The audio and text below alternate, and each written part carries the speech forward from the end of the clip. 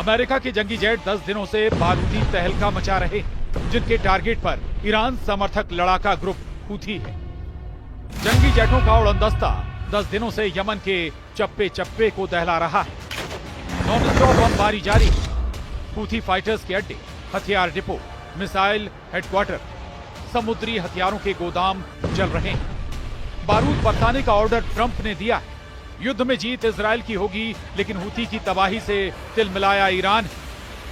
President Trump ने जब से हूथी लड़ाकों के खिलाफ एयर ऑपरेशन शुरू किया है, यमन में त्राहिमाम मच गया है। खामनेई की रॉकेट फोर्स कही जाने वाली हूथी आर्मी सिर उठाने की जुर्रत नहीं दिखा पा रही है। अमेरिका मारता जा रहा है, बमों से, लॉन्ग रेंज मिसाइलों से। सुपर पावर ने ऐलान किया है कि हूथी के सफाये तक ऑपरेशन ऑन रहेगा। 15 मार्च से शुरू हुए अमेरिकी हमले में मुख्य निशाना जिन शहरों को बनाया गया है, ये सभी हूथी फाइटर्स के गढ़ कहे जाते हैं। यूएस एयर फोर्स ने राजधानी सना, सादा शहर, हुदैदा और मारिब में हवाई हमले अंजाम दिए हैं। ट्रंप के राष्ट्रीय सुरक्षा सलाहकार माइक वॉल्ट्स ने दावा किया है कि अमेरिकी हमले में हूथी के 53 कमांडर मारे जा चुके हैं। अमेरिका ने एयर स्ट्राइक में हूथी की रॉकेट फोर्स के टॉप कमांडर को मार डाला है। ट्रंप ने साफ कर दिया है कि हूथी ग्रुप अब नहीं बचने वाला। लड़ाका ग्रुप पर प्रेसिडेंट इसलिए भड़के हुए हैं क्योंकि उनकी बार बार की वार्निंग को हूथी हल्के में ले रहा था। हूथी फाइटर्स ने हमास के समर्थन में इजराइल पर हमले बंद नहीं किए। हूथी लड़ाकों ने लाल सागर से गुजरने वाले जहाजों को मिसाइल से उड़ाया। हूथी लड़ाके यहीं नहीं रुके। अब्दुल मलिक हूथी की आर्मी ने अमेरिका के फाइटर ड्रोन का शिकार कर सारी लिमिट क्रॉस कर दी। सुपर पावर अब हूथी फाइटर्स से गिन गिन कर हिसाब ले रहा है। अमेरिका ने यह भी सिग्नल दिए हैं कि हूथियों के खिलाफ यूएस एयर फोर्स का सबसे विध्वंसक जंगी लड़ाका भी इस्तेमाल हो सकता है।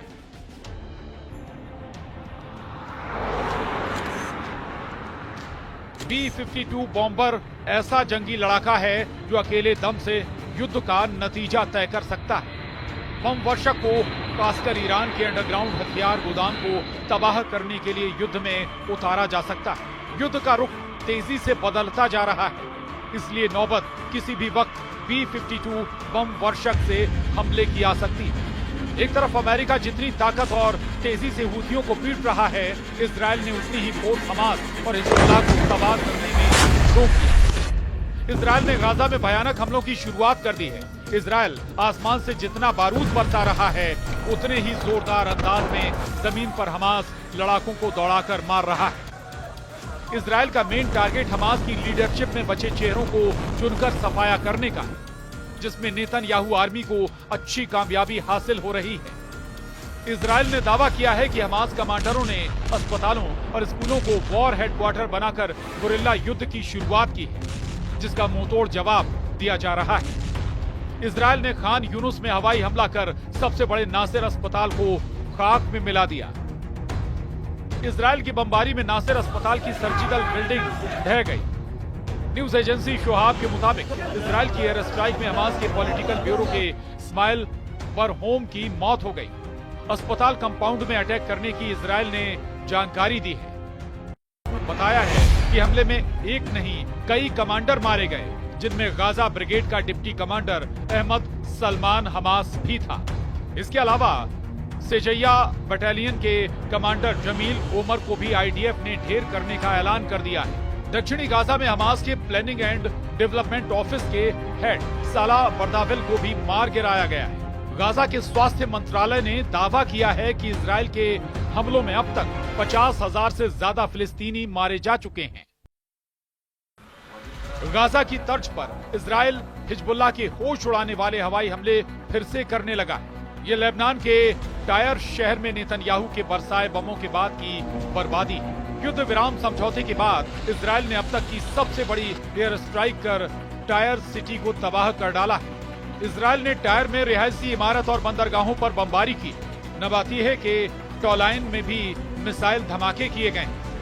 द येरूशलम पोस्ट के मुताबिक इजराइल ने नया वॉर डॉक्ट्रिन बना लिया है, जिसका मकसद ईरान समर्थक फाइटर ग्रुप का टोटल सफाया है।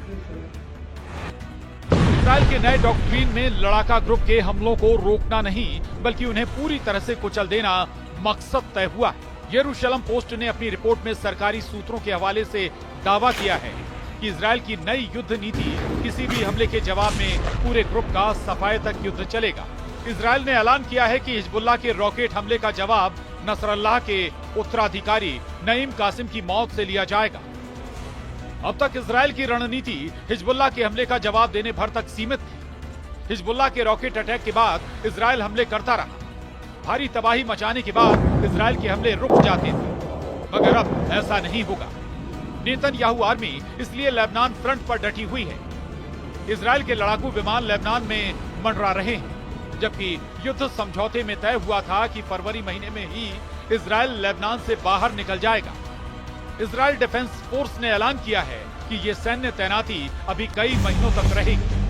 मतलब ये कि युद्ध विराम के बाद भी इजराइल ने हिजबुल्लाह को चारों तरफ से कुचलना जारी रखा है।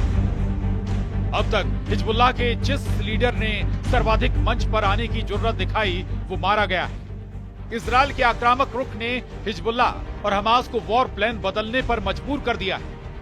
हिजबुल्लाह फाइटर्स जहां खुद को महफूज रखने की तरकीब पर काम कर रहे हैं, वहीं हमास ने गुरिल्ला वॉर शुरू कर दिया है। रॉयटर्स की रिपोर्ट के मुताबिक हमास लड़ाकों ने अल दालिस की मौत के बाद गुरिल्ला वॉर शुरू कर दिया है। हमास लड़ाके बचे हुए लंबी दूरी के रॉकेटों को फिर से जमा कर रहे हैं। हमास ने नेतृत्व परिषद मॉडल अपना लिया है। हमास की ताकत कम हुई है। हमास के पास हथियार की भी कमी है।